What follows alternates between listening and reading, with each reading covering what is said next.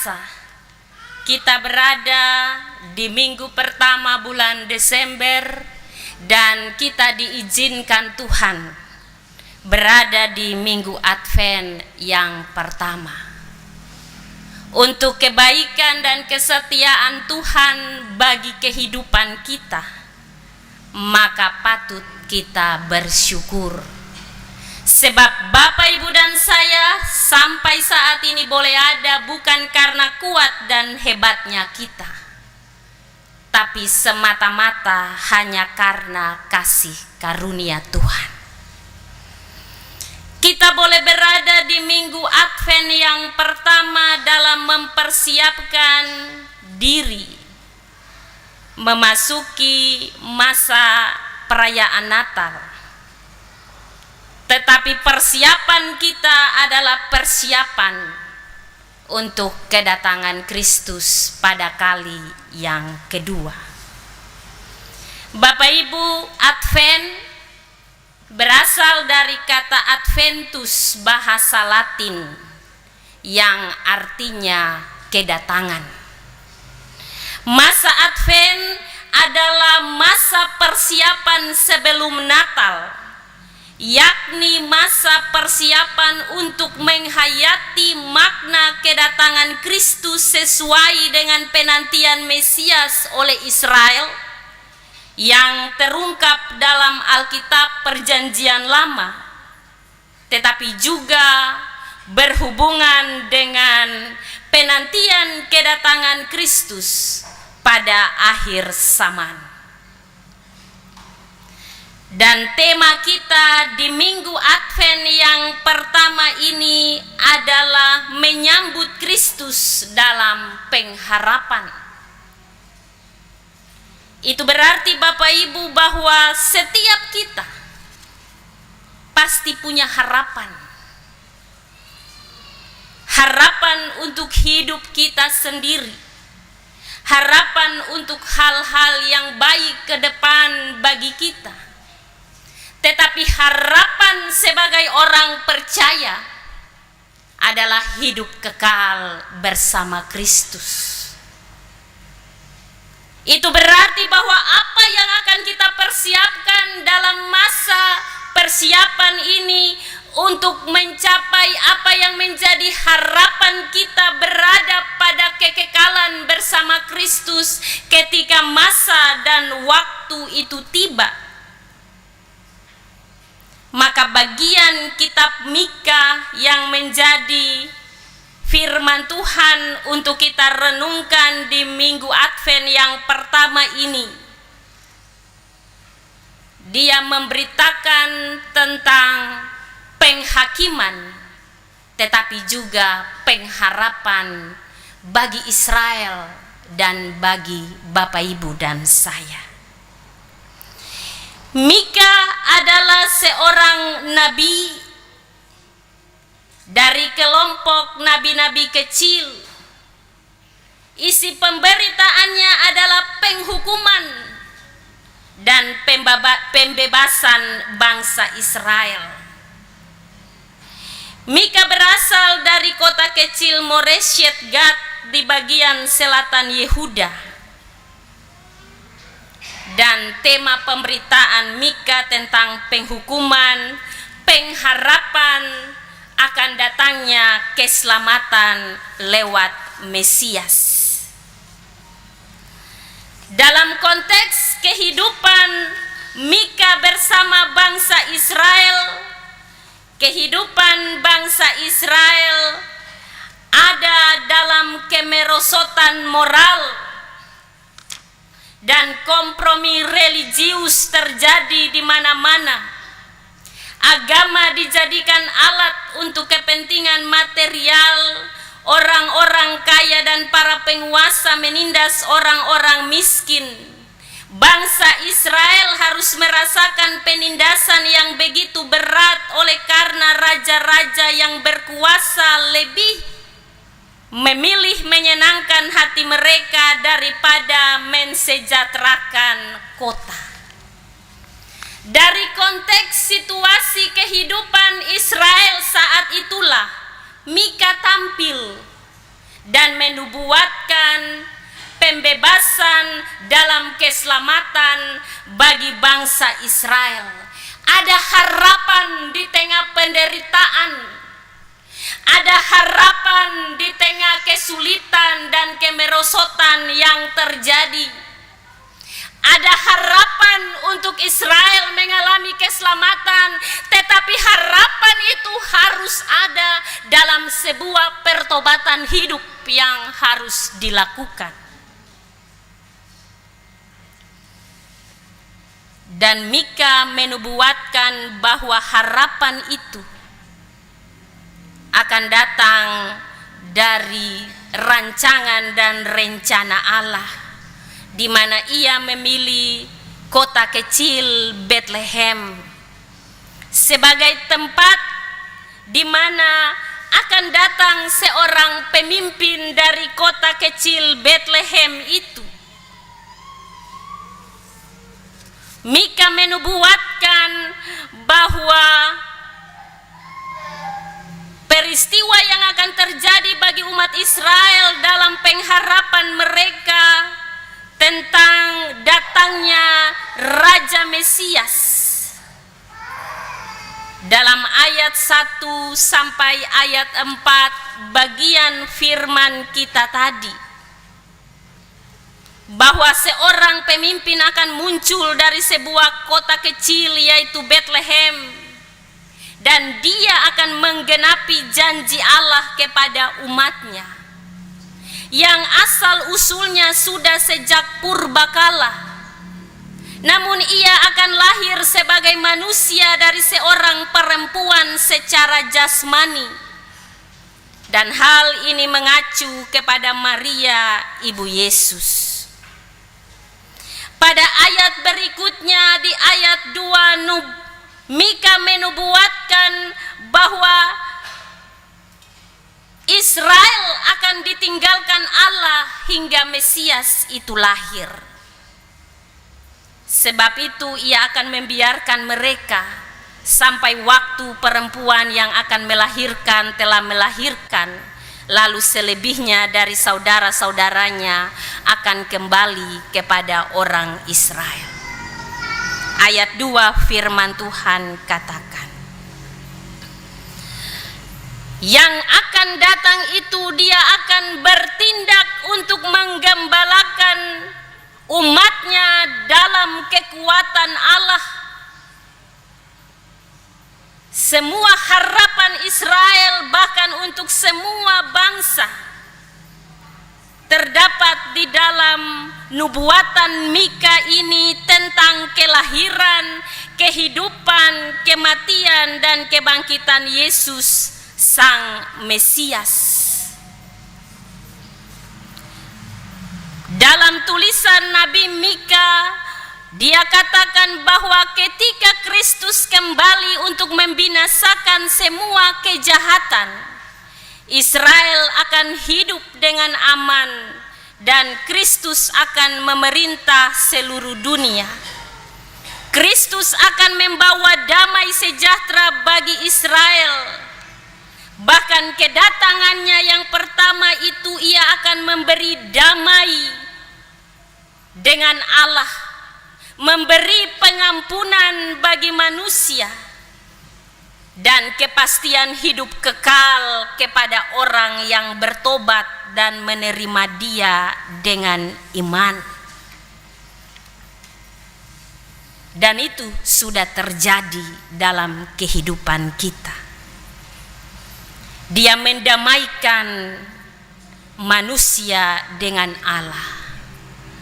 Dia datang dan memberi pengampunan dosa bagi hidup kita. Dan dia akan datang dalam kepastian hidup kekal kepada orang-orang yang bertobat dan menerima Dia dengan iman. Tetapi pada kedatangannya yang kedua, Dia akan memberi penghakiman bagi setiap orang terhadap perbuatan-perbuatan hidup yang dilakukan selama ada di dunia ini. Maka nubuatan Nabi Mika ini mengarahkan kita pada kehidupan yang akan kita jalani untuk berada pada kehidupan kekal bersama Kristus di akhir zaman.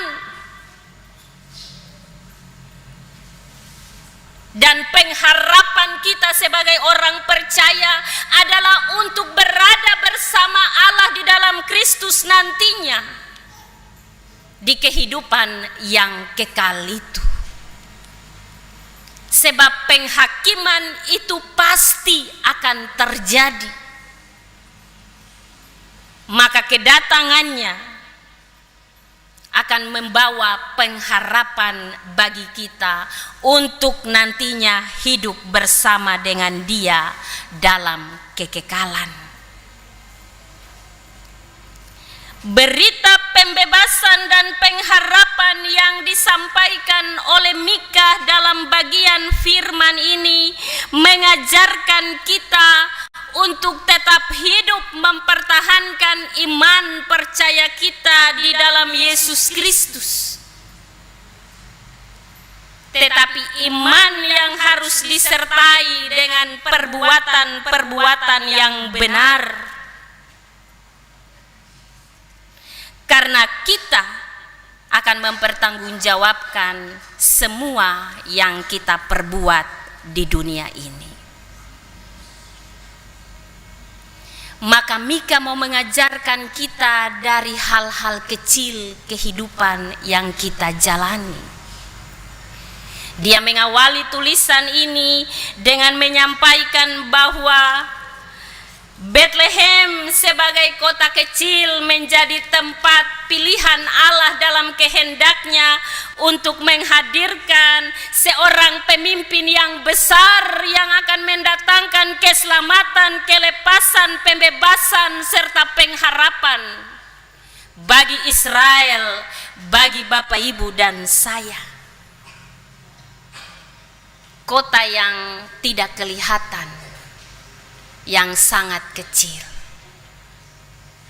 Maka hal ini menjadi pemaknaan bagi kehidupan kita bahwa bagaimana kita melakukan tanggung jawab dari hal-hal kecil yang Tuhan percayakan bagi kita.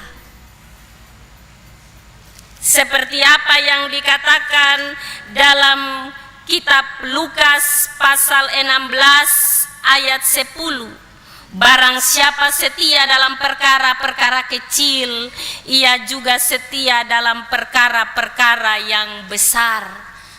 Tuhan memberi kita tanggung jawab dari perkara-perkara yang kecil.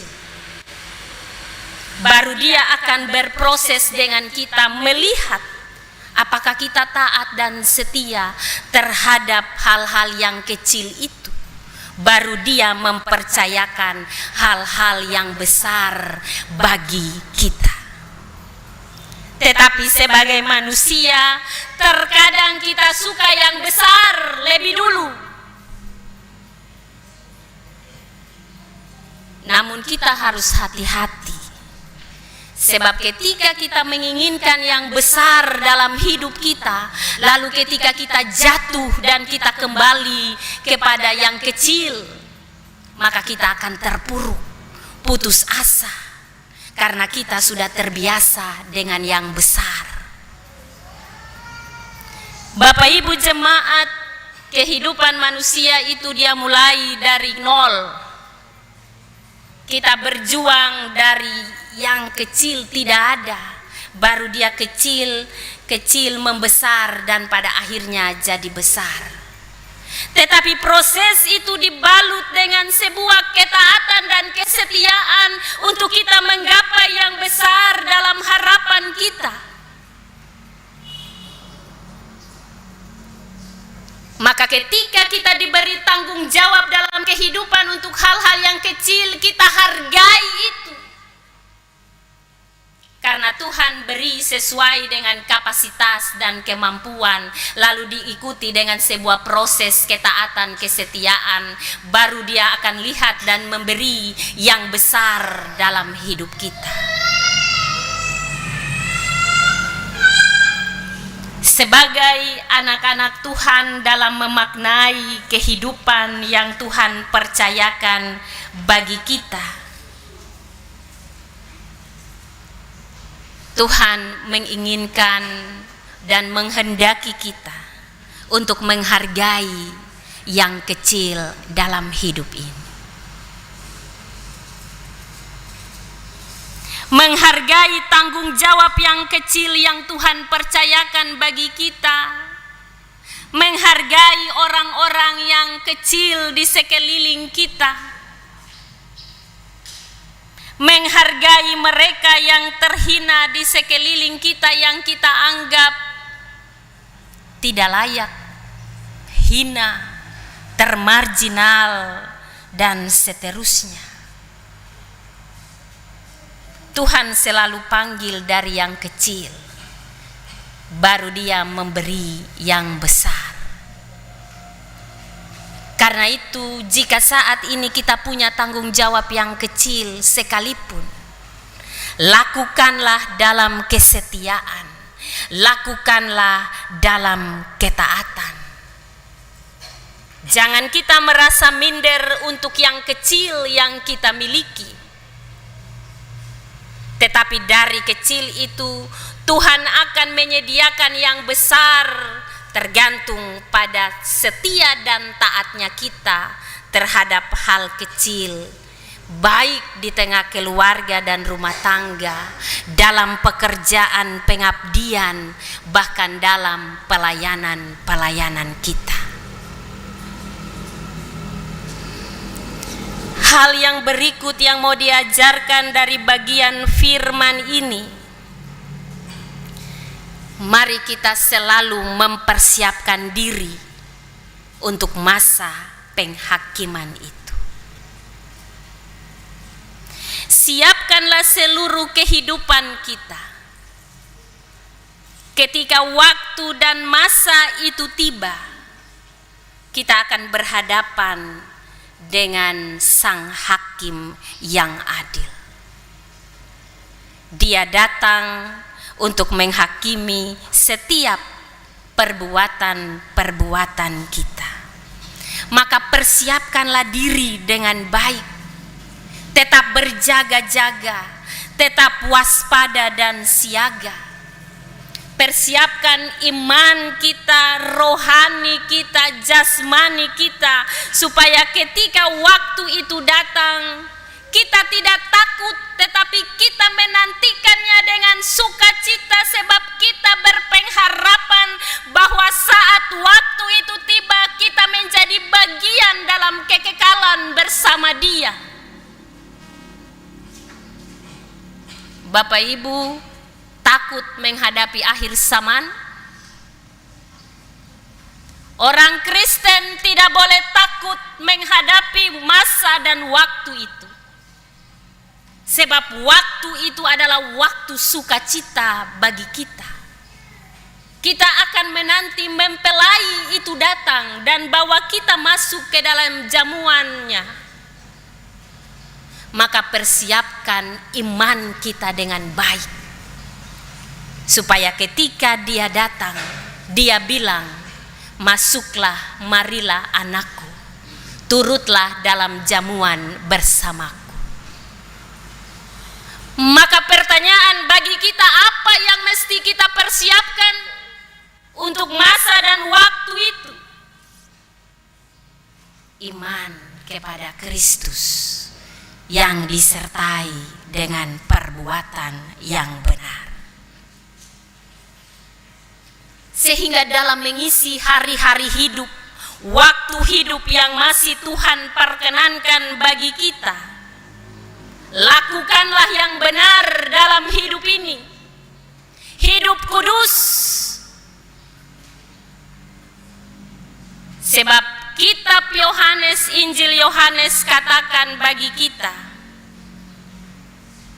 yang akan melihat wajah Tuhan hanyalah orang-orang yang kudus. Maka hiduplah dalam kekudusan, melakukan yang benar dimanapun kita berada. Jangan pernah berkompromi dengan yang salah. Kata mengatakan ya di atas ya dan tidak di atas tidak untuk apapun. Sebab Tuhan Allah yang kita imani adalah Allah yang benar dan kudus, dan Dia tidak pernah berkompromi dengan yang salah.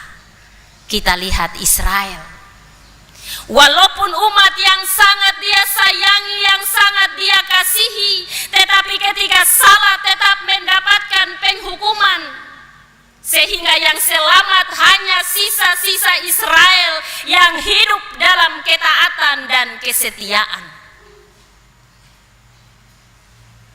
Karena itu, dalam masa persiapan ini, menanti kedatangannya,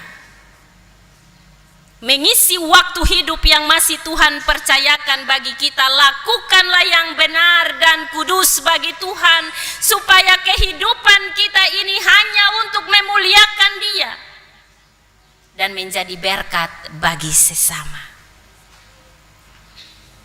Dan hal yang terakhir yang mesti kita lakukan dalam hidup kita saat ini, tetap berpengharapan. Iman adalah dasar dari segala sesuatu yang kita harapkan dan bukti dari segala sesuatu yang tidak kita lihat. Pada saatnya, pada waktunya, kita akan berhadapan dengan Kristus. Kita akan menatap muka dengan muka. Itu pengharapan kita. Saat ini kita belum lihat, tetapi iman kita yang akan membawa kita kepada pengharapan kita itu. Maka tetaplah hidup dalam pengharapan bahwa pada waktunya kita akan berjumpa dengan Kristus dalam kemuliaannya. Bukan api kekal yang menjadi bagian kita, tapi hidup kekal. Maka untuk hal itu, tetaplah hidup dalam pertobatan. Pertobatan yang akan membawa kita kepada pengampunan, dan pengampunan itu yang akan membawa kita kepada keselamatan di dalam Kristus. Tetapi siapa yang tidak melakukan pertobatan, maka dia akan menuju kepada api yang kekal. Dengan demikian, Bapak Ibu yang saya kasihi dalam Tuhan Yesus, memaknai Minggu Advent yang pertama dalam masa persiapan menanti kedatangan Kristus pada kali yang kedua. Mari kita menyambut Dia dalam pengharapan iman kita, bahwa pengharapan itu adalah sauh yang kuat yang akan membawa kita untuk menemukan Kristus dalam hidup kita. Maka jadikanlah kehidupan kita ini berarti dalam waktu yang Tuhan anugerahkan bagi kita. Jangan sia-siakan. Hiduplah benar dan kudus di hadapan Tuhan. Dan siapkanlah diri kita, iman kita, untuk menanti waktu itu. Sebab waktu itu akan datang dan pasti. Dan kita akan berjumpa dengan Kristus. Itu iman kita, pengharapan yang akan membawa kita kepada hidup yang kekal.